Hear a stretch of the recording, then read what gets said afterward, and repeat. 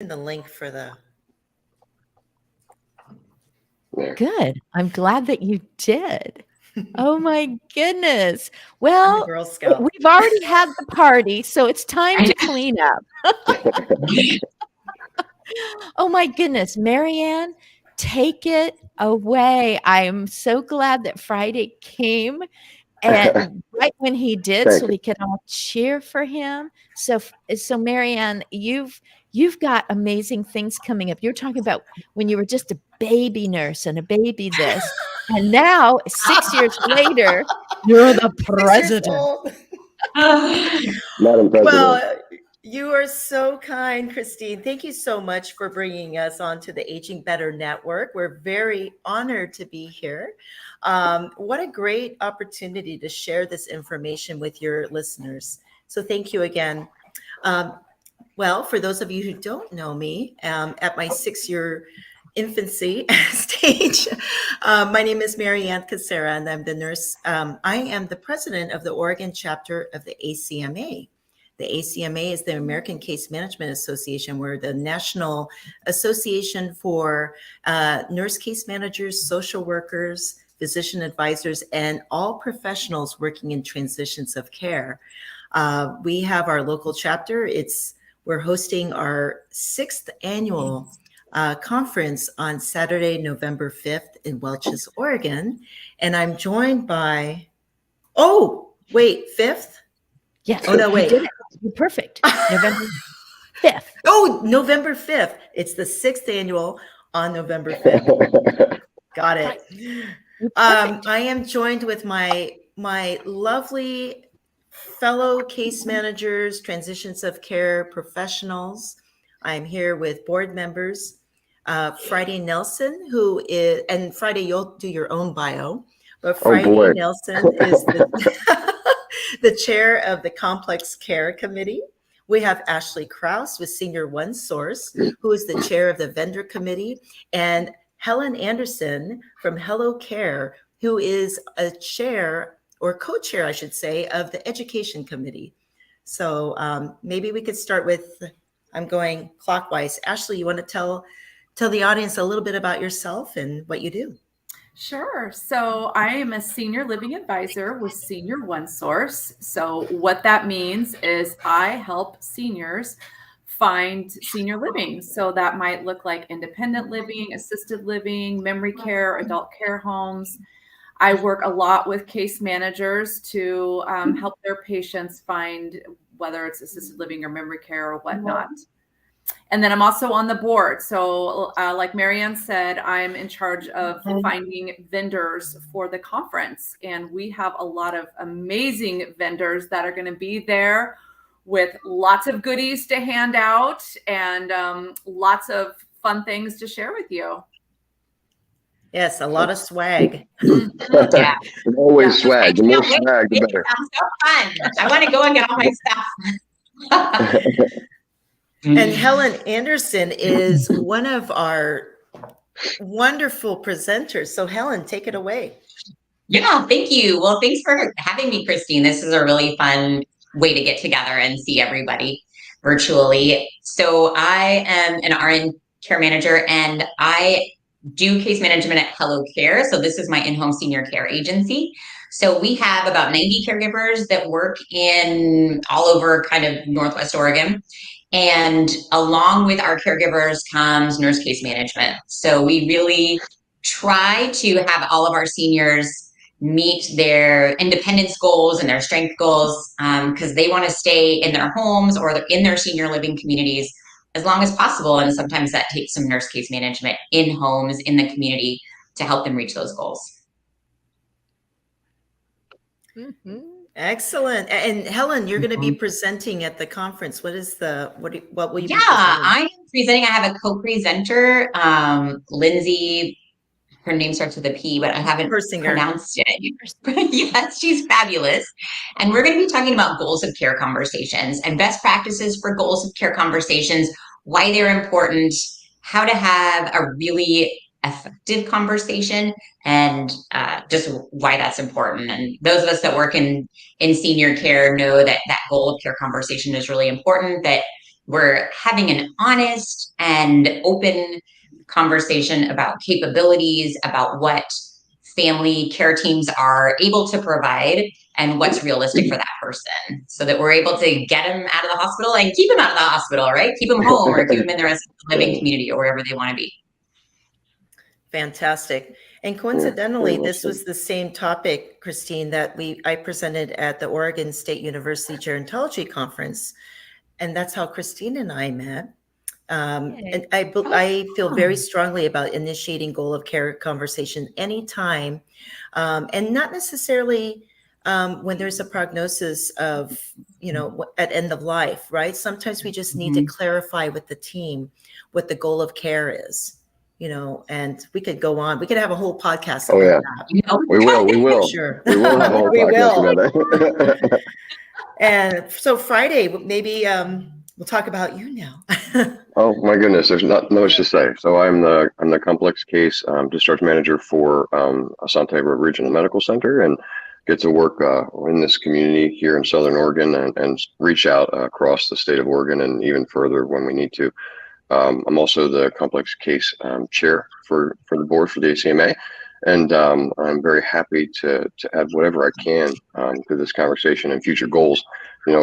What we're facing here is the dynamic barriers that people face as patients and hospitals together to get them safely to a next level of care, whatever that level of care may be. And there are many pathways that are already built, but it looks though there's more needs than there ever have been, and there aren't pathways to resolutions for all of those needs. And so we have to discover new pathways. We have to open communication throughout resources throughout the state. Resources like you guys are incredible, because communicating your needs and finding those extra resources is really what it's all about in getting your patient to that next level of care. You only have so much locally. And so, we have to depend on each other to some extent, and open communication between hospital systems, between case managers. And I think, one of the goals of the ACMA is to do just that, and to create this lines of communication so we share the same resources when we approach our patient goals, because they all deserve to be treated, with the best intent and fairness and resources we can provide them with. And I think that's where it is. And the onus of the responsibility to get into that next level of care has been, primarily on the hospitals who are struggling through, as we all know, we just went through COVID and we're in difficult times. And so we're looking for simultaneously ways to provide the best and excellent care first, to identify early barriers, and to also do the cost saving initiatives for the hospital and outpatient resource systems, because if you can't afford to provide care, eventually it catches up and you have no care resource to provide care. And so we are all in the same boat, and that's why I'm happy to be part of this meeting with you guys and the Age Network today. Wow. My question is, who is at the table today who has performed or recorded music? That would be this guy with the radio voice. Is that what it is? Yes, I actually have been part of different bands and musical performances in theater my entire life, until I was in my 30s or so. Stopped a while ago, but thank you so much, Marianne, for letting everybody know that. Oh, you're welcome. You're welcome. Yes. Music is so therapeutic, Christine. I got to tell you this. I remember, does everyone remember the VA hospital? Have you been to the Veterans Hospital in Portland? At one point, somewhere in that. There's OHSU, so Oregon Health and Science University, and then the VA hospital. And at one point, the medicine floor, we were renting space from the VA because they were doing some remodeling at OHSU. And this was, probably about 12 years ago. And I remember we had this med room that was pretty much soundproof, right? And I purchased a disco ball about the size. You would purchase a disco ball. I did purchase a disco ball. I put one up, and I remember that was our karaoke room. And talk talk about a way to decompress your stress, right? Mhm. Just belting out music, songs. I mean, oh, it was great. And anyway, I think we need to remember about music and singing and especially in these times, you know, we need Mhm. some kind of way to decompress. But I don't know why I was going on that tangent, but I'm just thinking about how No. much stress that we've gone through in the last couple of years. And yeah. I'm glad that you brought that up because, Ashley, when you helped me find my senior living, that is one of my top 3 goals, is that there be karaoke. Because whether I'm dealing with something physical or I'm dealing with something emotional or I'm not remembering everything, I will remember music. And I brought a group of seniors from independent living in their little bus to assisted living in a different part of Corvallis. And there was one gal who was always brought in, and we did a sing along. And her part was at the end of each song, she would go, ba-dum, ba-dum, ba-dum. Quietly until the next song was over. And I was like, she's in it, man. She's, on the radio and she's, in her beautiful 30s or 40s outfit and she's got her part to do. That's the way I felt. So I figure when I'm at that point, put me in the karaoke room so I can do my thing. You got it, girl. You got it. One of my favorite, when I worked in a memory care, I did sales and marketing. My favorite part of the day was at the end of the day, I'd go into the memory care and I'd put on music and I'd get a bunch of our residents together. And, they don't remember their family members or anything, but you put on an old song and I'll tell you what, they know every single word. And they would belt out those words and they were so happy. Music is therapeutic. Yes. And it's actually this year, people. 5. Problem.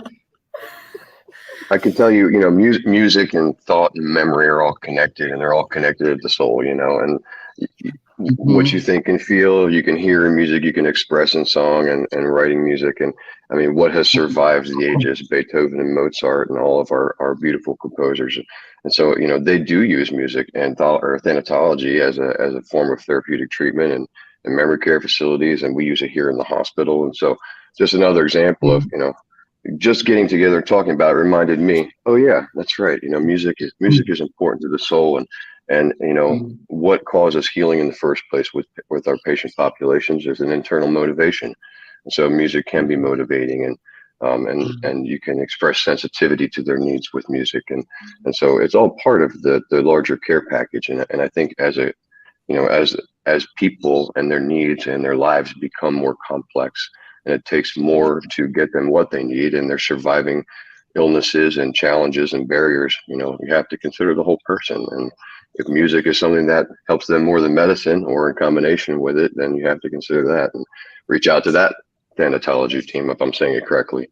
But it's another just an example of using each other to help find those resources to help our patient population.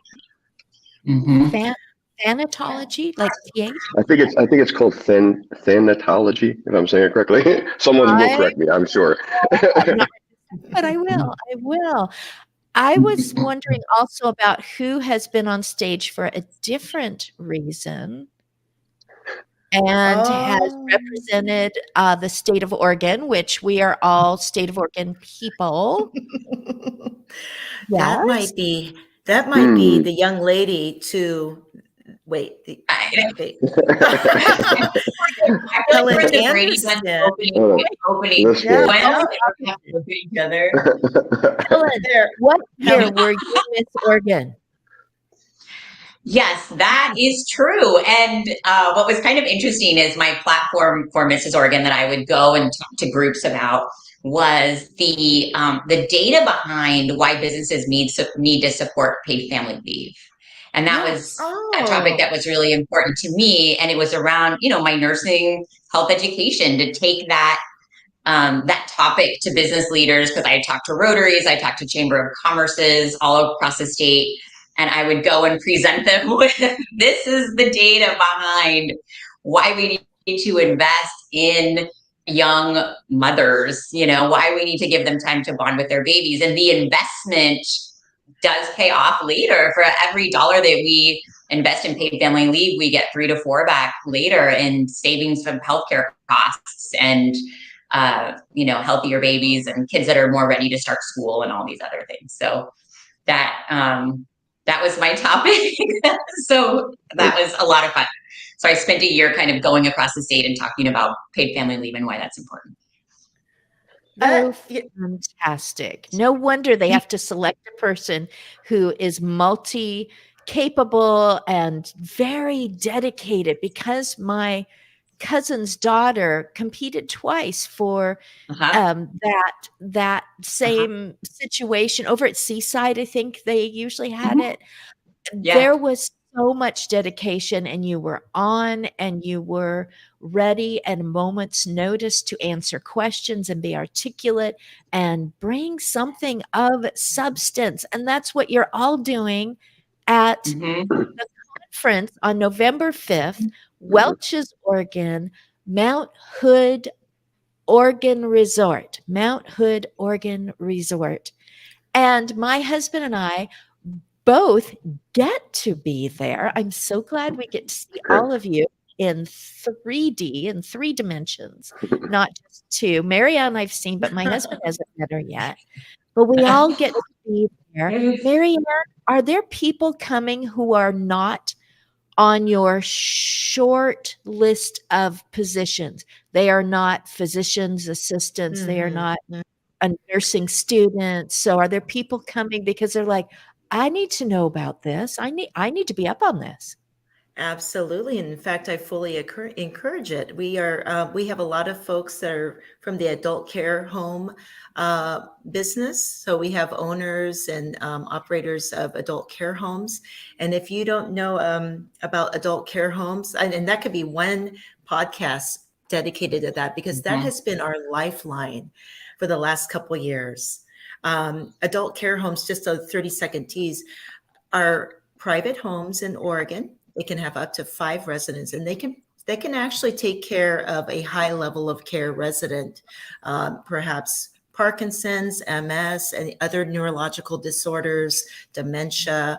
There are specialized homes, ventilator homes, homes that specialize in bariatric care. And this has been a wonderful resource for us in case management. We've been able to, because of I can go on and on about the lack of caregivers and the lack of skilled nursing facilities and ICFs, but the adult care home has been our saving grace, I believe. And that's something that I've been very passionate about. And this year I was able to get continuing education credits for adult care home providers, and also Ashley's organization, OSRA. There is a it's the Oregon Senior Referral, the acronym of OSRA. I'm spacing it now. Agency, you got it. Oregon Senior Referral, yeah. Oregon Senior Referral Agency Association. Right. So you are basically part of a placement agency. You are part of this organization, and so we will get CEUs for attending. Absolutely. So make sure to get your senior placement colleagues, but they're definitely very important for us as well. I could share so many stories of calling Ashley. Oh my gosh, I need something quick. I have a patient that's on hospice and I need a care home right away. And she'll just be able to start making the calls and get me all these potential places. That's a great point, Marianne, too. Without the care homes, the adult care homes, adult foster homes, as we call them here in Southern Oregon, we would not have half of the placements for complex scenario patients that we're able to accomplish safely. Because they're able to accommodate into specialty and accommodate specific needs that can't be accommodated in an assisted living or higher level of care, simply due to staffing or not having the ability to even manage a peg tube. And so, as we see the complexity of medical needs move with the patient to the next level of care, we need those care homes. And so I know that the state is doing more, I think, now to try and support financially getting benefits to try and help us hospitals and facilities decompress into adult care homes. And so that's in the works. And I don't know the details of it yet, though, but I know that there is a lot of effort between professionals across the state to work together towards this. And it's so much appreciated. But in the networks, when you're building that adult care home network locally, you still have people that it's just full. And so, we're almost running out of that resource now, and we have to go up north for that. And so, as the population grows, we need more answers, more options. And I want to say, because there have been many situations where I've had a patient, maybe let's say they're 80 years old, they have dementia, families can't take care of them anymore, they can't live in the assisted living. And sometimes I may have to collaborate with both Helen and Ashley, right? So maybe if I get the patient home, together. right, put those pieces together, Helen can provide caregiver support, and then maybe Ashley can find a placement for them in the future. I mean, a lot of it is a lot of collaboration and negotiation with our community partners. So I'm very grateful for the work that Ashley and Helen will do for us. Wow. Do any of you already know Abby Ritchie? She has been commenting. Oh, I can't see the comments from where I'm at. Comments. I'm on my tiny little phone screen. Tech savvy. I love your picture, Abby. Abby. Yes. Abby. She's that resource you go to. I'm going to get it right just as we close out in a few minutes. But she teaches literally people who are at that point in life where they're going, this is important, but I need someone to guide me to use this technology that is enhancing to my life. And it's also helpful to the people that maybe are giving assistance to go, oh, I see that you've already checked this off, or I got a ping from you. Apparently I can help you out with something so you can get back to your wonderful living, or yes, we'll go through that computer thing. I mean, I need it. So I imagine somebody who's going, this is my connection to the rest of the world, or this is how I cannot bother this skilled nurse about something. I need a drink of water. So how do I do this and get the right person? And she is great. She's got a lot of things going on. She's down in Scottsdale, Arizona. So Abby Ritchie, the tech guru, the tech guru. Abby tech guru. Well, Abby, nice to meet you. I just checked your profile out Hi, on Abby. LinkedIn. So that's wonderful. Yet another professional with expertise in an angle that needs to be approached for patient care.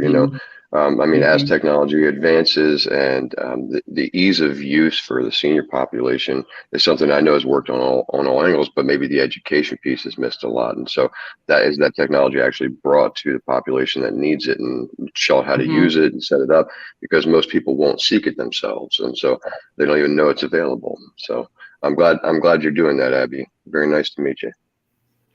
Wow. Gosh, I wish we had more time to talk about some complex cases, because I actually have a case that I am struggling with. Hey, can we talk about the podcast? We're going to be doing a podcast here, and it's an expression of the ACMA to bring a kind of a platform for complex case debriefs and talking about the challenges that hospitals face, that patients face, that all medical workers and population faces. The challenges that we have to go through together and how we overcome those challenges. And we'll share case debriefs and ideas and thoughts.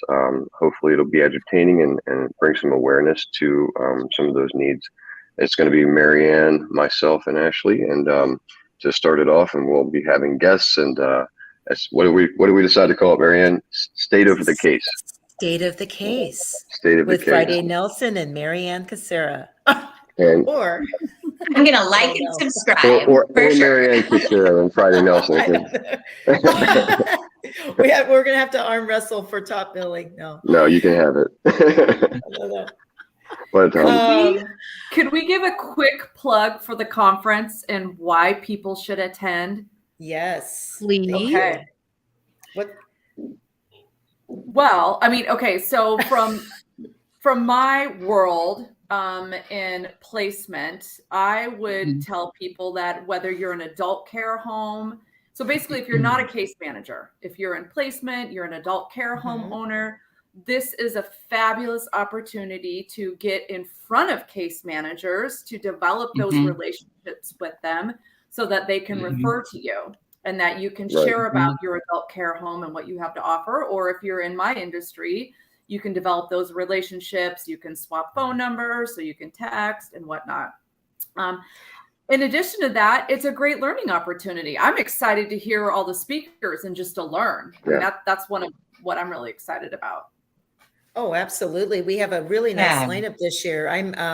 We have a session on Medicaid the application for Medicaid, long-term care benefits, veterans resources. But we have a good friend of mine, Sarah Hefty, who's the she is the assistant manager at the Spokane VA with her colleague James Leland. I'm presenting a session, how do I put this? Patients declining discharge from the hospital. Declining discharge from the hospital. We do have a lot of patients that, how do I put this? For one reason or another, they are just happy to be in the hospital, but then that's taking up an acute care bed. A lot of comfort is provided at the hospital, you know. You get very comfortable, you can. And so a patient can become a barrier to their own discharge plan. Right. Yeah. Right. And then we have Sheila Hamilton, who is our keynote speaker.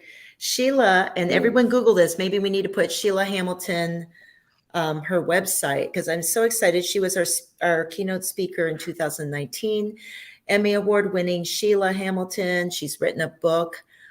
She has a podcast, Beyond Well, and she's just a phenomenal, just does a lot of work and advocacy for mental health.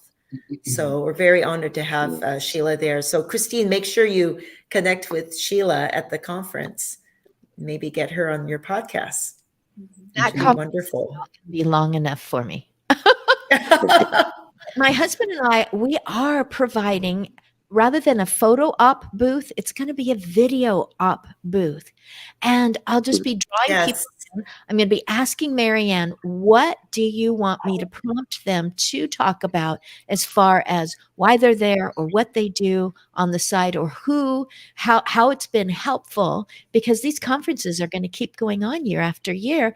And so for people like adult care homeowners, anyone interested in this type of information, right? Getting your patients to apply for Medicaid, long-term care benefits, dealing with some of the issues we are working with in the hospital. So patients declining discharge, initiating the goal of care conversations. There's so much to learn from this. There's Great so opportunity many network.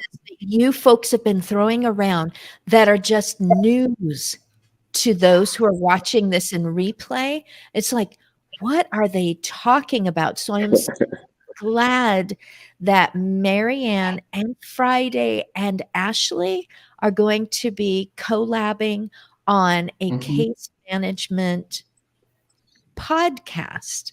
Is it going to be video? Is it going to be audio? Well, Marianne, we've discussed this. I am fine with either way. I guess if whatever works technologically that doesn't give us too many bugs, and however we need to host it. So we're still working out those final bugs, and we appreciate any input because but it's a starting platform for us, and I can't wait to watch it grow and be part of it, and use it as a platform to discuss things in an open forum. And it's so hard to attend a meeting. Everybody is so busy these days. And so this is an opportunity to kind of put some thoughts and statements out there, coordinate as professionals, and see what we can learn from each other. And you can sit in your car and listen to it. So hopefully this will work out well as a resource, and I think we'll put a lot into it, and we should get a lot out of it. My husband votes for audio. Audio. It's probably easier to edit. Uh-huh. And yeah, there you go. it's also exactly what you said. They can sit in their car. They're on their way to a complex situation, which is a human being that's got too many dominoes tumbling. And they're just like, help me, State of the Case podcast. Get some info. They get a resource. They find out there's a place that is going to help this person. And they're going to go, it's okay now that I'm leaving the hospital where I'm comfortable and I'm not lonely, because I am going into another situation where I'm just going to enjoy my new friends and my new level of living that isn't in the hospital culture. It may be a little more accessible. There are a lot of people that don't want to visit their loved ones in a hospital. They just, but if they can walk up to something that looks a little more approachable and a little less medical, and it's a little less frightening, that person's going to get more interaction, and that helps with wellness and living all the time. Oh, I wanted to say hi to Joe Hosh. He is going to, I had to flip over here and flip my pages. He is going to be a guest on the Aspects of Aging video pod or live stream in 2 weeks. And so he showed up also in the comments, and he was talking about Abby. It's fun to be in the chat column because you can say hi to each other and build each other up and say, I really like what you did last week. And you are going to experience that as you're doing. And Helen, you already have a podcast. Is that correct? I've done podcasts before, but I don't have one right now. Unfortunately, I'm like the one person without a podcast. Sorry. I've never had one either, Helen. So I remember that. That's okay. Helen's going to be one of our guests on our podcast. Perfect. Pressure's off. Oh, that's okay. No pressure. We're looking forward to it. I want to make one more point. If people come Friday night on November 4th, Avamere is our proud sponsor for the happy hour event. Hey, networking with case managers and industry leaders. So Friday, November 4th at Welch's at the Mount Hood Resort, Avamere is our proud sponsor. And then also I need to mention Hello Care is a platinum sponsor, as well as Avalon, as well as Prestige. And thank you again, Helen. We cannot do this without you and the wonderful crew at Hello Care. So I'd love to see everyone there. Photo ops, because there's going to be a selfie banner. There's going to be red carpet. Good. We got to work on that. We love red carpets. I'll get the spray paint. It'll be really fun. It'll be great. Thank you for sponsoring that, Helen. I know that. Yeah, of course. Me too. I'm excited. Yes, and maybe Christine will have to interview Helen and her crew with Hello Care in front of the selfie banner. Yeah, it'll be fun. I can't wait to see everybody. We have a studio that can be moved around. Yes. This is such an opportunity for my husband and I, because we've done some things kind of remotely, maybe over in our kitchen for Amazon Live. And then he did something in Las Vegas, outside of Las Vegas, for our family reunion. And now this is going to be like the ribbon cutting for, just continued senior living, healthy wellness. Know your stuff. Know these resources are available to you right now. You don't have to invent how you're going to navigate life after that procedure, that episode, that injury, that new diagnosis. You don't have to invent it. You've got case managers and discharge experts and you have people who are in charge of nurses. I loved it as a caregiver, having a nurse that I knew I could get a hold of, a nurse, a med tech in moments. And some of them literally left home, came in a situation because I did not want to make a wrong move on what was going on for this person's restoration and restorative, things going on. And I'm just so grateful for nurses. Is everyone here a registered nurse? I am, No. yes. Not me. Ashley's positions of care professional, and otherwise we're nurses, but social workers are also in care management. I think, Right. It takes a village. Yes, please. yeah, it sure does. I actually need to hop off real quick, but it was so fun, and I can't wait to see everybody on November 4th. Yes. Thank you, Helen. Okay. Thanks. Thank you. Bye, Friday. Thank Bye-bye. you, Helen. I did. I looked down and I saw it was 28 minutes past the hour, and I went, I don't want them to say goodbye. Well, let's do it again sometime. It was very nice Yeah. to meet you. Thank you for having us on your show and giving us the opportunity to speak out about our upcoming conference and our podcast platform coming up. And super great to know that there is just people talking about it. When you talk about it, you get out word, you get things done, and we can accomplish things together. So very much appreciated. I do have to sign off because I'm at work and I've got things to do. But this was a wonderful thing to do. So thank you so much, Christine. Oh, you're so welcome. Thank you so much. Thank you, When Friday. want something Very really much. Guys, I'm going to hop off too. Ask Thank you, busy people. Christine. Thank you so Yay. much, Okay. Christine. Everybody have a great day. Bye. Bye-bye. We'll be talking soon. Bye, everyone. Thank you, Christine. Grab the mic and finish us off with the right information and Yes. how to find it. It's Mount Hood, Oregon Resort.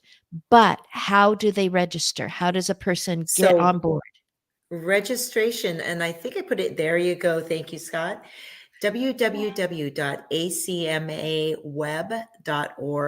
www.acmaweb.org/OR. And I think if you just click on the annual chapter conference, then that'll lead you to the registration. So I look forward to seeing you, and it's so good to have, thank you so much for hosting us, and we really appreciate your support, Christine and Scott. Oh, you This are is so wonderful. welcome. Thank you. Case management. If you haven't heard about it, you know someone who's benefited from it. It's a good thing to know about ahead of time before you need case managers for discharging from a hospital, for continuing your life. So thank you very much. This was great. Bye, everybody. Bye-bye.